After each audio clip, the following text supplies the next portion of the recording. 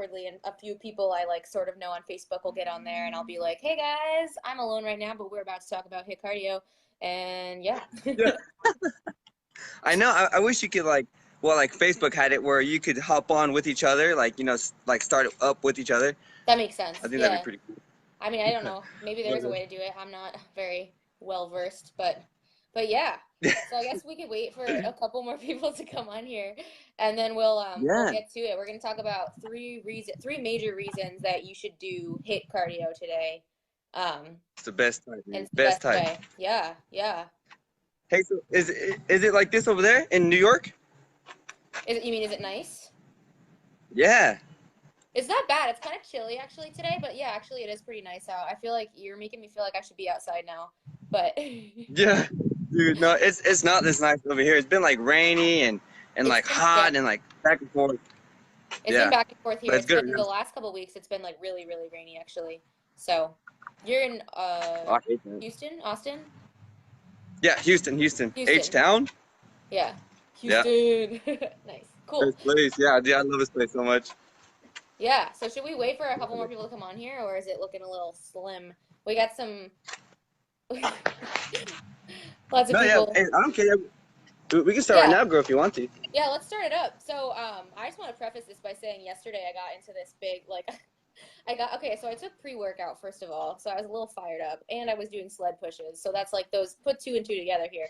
But, I had this conversation with a man in the gym that, I've known for a while about, like, I trained his wife a couple times, and we were just talking about, like, getting the HIIT cardio done, and, like, doing the weights, and all that stuff. And then we were kind of just like looking downstairs at the cardio machines, like, look at all these people, like, and I was getting so fired up because I had this thought and I was talking about it and I was like, I don't know what it is. I don't know what it is about not reaching your goals that is so fun for people, right? That they want to Right, keep like running on the treadmill for 60 minutes and right. hating their lives. Like, I don't know what is so fun about dreading your workout and not seeing results from it that keeps people doing that. I don't know why it's so hard for people to like step out of that comfort zone for a moment. And we were just, and actually what we were talking about was the weight on the scale. We were talking about the weight on the scale, and that's like a little bit unrelated, but these things generally go together. I find that, like, at least for my experience being in the locker room, so many women, they just go straight to the scale and then they go straight to the treadmill. And I'm like,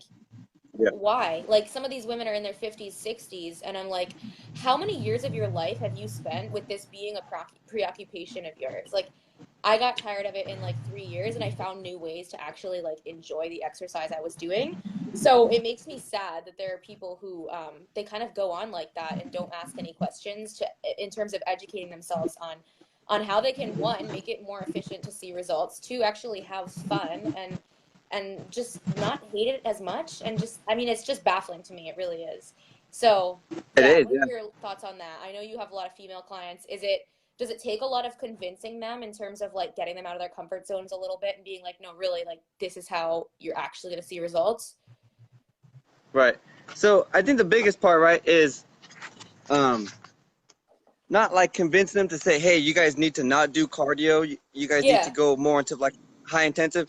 It's getting them to enjoy it because exactly. obviously it's high intensive, right? So it's like it's excruciating pain whenever you go through a high. It's not supposed to be so simple, and it's like a treadmill. You're running, your body will get used to it at a certain time. Exactly. Um, but high intensive interval training, you don't. You know, it's like it's just constant, right? And it's just like you're constantly trying to adapt and adapt, and your body doesn't. It can't because it's interval training. Hmm. So every time you get used to something, or you might find a rhythm, like if you're doing burpees for a certain amount of time, then you have to do something else. That's the hard part, right? Yeah. But I think the hardest part is just getting them to understand, because obviously we're experts. So they're like, okay, I'm going to listen, obviously, because they know what they're talking about. And Yeah. obviously they look the part too. Um, but I think the hardest part is me telling them, because most people don't even know what like my ladies, they don't know what high intensive interval training is.